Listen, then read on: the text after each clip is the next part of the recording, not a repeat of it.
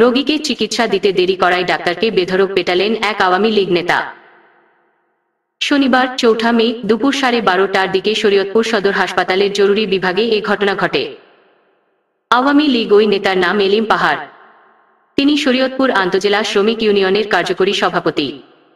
আওয়ামী লীগ নেতা হলেও দলে এখন তার কোনো পদ নেই। জানা যায়, এলিম পাহাড়ের ছেলে অভি পাহাড় মারামারিতে আঘাত পেয়ে মাথা ফেটে আহত হন। মাথায় আঘাতপ্রাপ্ত হয়ে আহত অবস্থায় তাকে সদর হাসপাতালের জরুরি বিভাগে নিয়ে যান।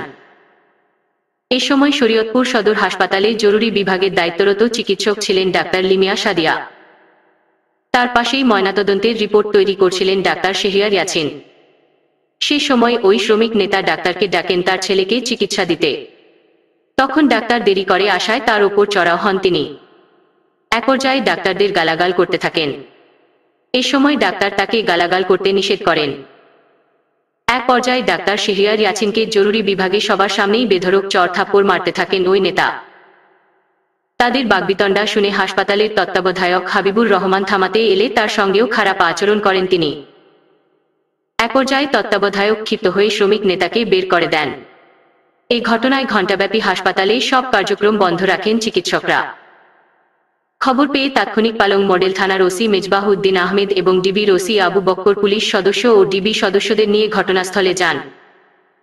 এ বিষয়ে অভিযুক্ত শ্রমিক নেতা এলিম পাহাড় বলেন, হাসপাতালে আমার ছেলেকে নিয়ে আসার পর 2 ঘণ্টার মধ্যে কোনো ডাক্তার তাকে দেখেনি।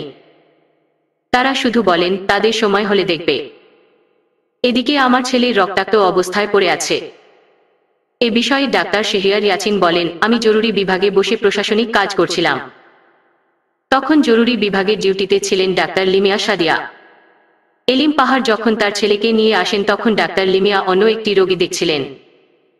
এক সময় ডাক্তার লিমিয়ার ওপর চড়াও হন তিনি। আমি তাকে বললাম একটু অপেক্ষা করেন, ডাক্তার রোগী দেখছেন। তখন তিনি বলেন, তুই আসলি না কেন, বলেই আমাকে চড় থাপ্পড় মারেন, পেটাতে শুরু করেন।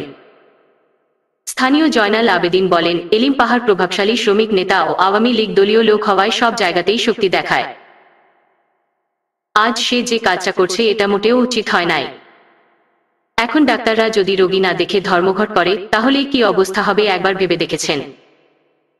জরুরি বিভাগের দায়িত্বরত চিকিৎসক লিমিয়া সাদিয়া বলেন, আমি রোগীটাকে দেখে হ্যান্ড গ্লোভস পরে আসতে যতটুকু সময় লাগে ওইটুকুই দেরি হয়েছিল। এতেই ওই শ্রমিক নেতা ডাক্তার শেহরিয়ার ইয়াছিনের ওপর ক্ষিপ্ত হন। আমি তাকে থামাতে গেলে সে আরও ক্ষিপ্ত হয়ে গায়ে হাত তুলেন। শরীয়তপুর শ্রমিক ইউনিয়নের সভাপতি ফারুক চৌকিদার বলেন, আমি যতটুকু জেনেছি তিনি তার ছেলেকে আহত অবস্থায় হাসপাতালে নিয়ে যায়। তখন তার ছেলেকে চিকিৎসা দেওয়ার জন্য ডাক্তার 1 থেকে 1.5 ঘণ্টা অপেক্ষা করায় এতে তিনি ক্ষিপ্ত হয়ে রাগারাগি করছেন। সে গায়ে হাত দিচ্ছে এই রকম কোনো তথ্য আমাদের কাছে আসে নাই। যদি সে গায়ে হাত দিয়ে থাকে তাহলে তার বিরুদ্ধে আইনানুগ ব্যবস্থা গ্রহণ করতে পারে। শরীয়তপুর সদর হাসপাতালের তত্ত্বাবধায়ক হাবিবুর রহমান বলেন, একটি রোগী আঘাতপ্রাপ্ত হয়ে হাসপাতালে আসে।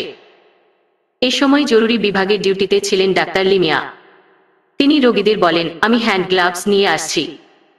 পাশেই বসে ময়নাতদন্তের রিপোর্ট প্রস্তুত করছিলেন ডাক্তার শেহরিয়ার ইয়াছিন। রোগীর লোক এসে ওই ডাক্তারকে বলে, তুই কি করছো, তুই তো আমার রোগীকে দেখতে পারতি, বলেই তার গায়ে হাত তোলেন। আমি চিৎকার শুনে জরুরি বিভাগে গেলে আমার সঙ্গেও তিনি অকথ্য ভাষায় গালাগাল করেন। আমি দেখছি তার রোগী পুরোপুরি সুস্থ, হয়তো একটা জায়গা থেকে মাথা ফেটে গেছে ও রক্ত পড়াও বন্ধ হয়ে গেছে। আমি প্রশাসনের কাছে অনুরোধ করব এটার একটা সুস্থ বিচার দাবি করি। পালং মডেল থানার ওসি মেজবাহ উদ্দিন আহমেদ বলেন, এ ঘটনায় এখনো কোনো অভিযোগ পাইনি। অভিযোগ পেলে আমরা মামলা নেব।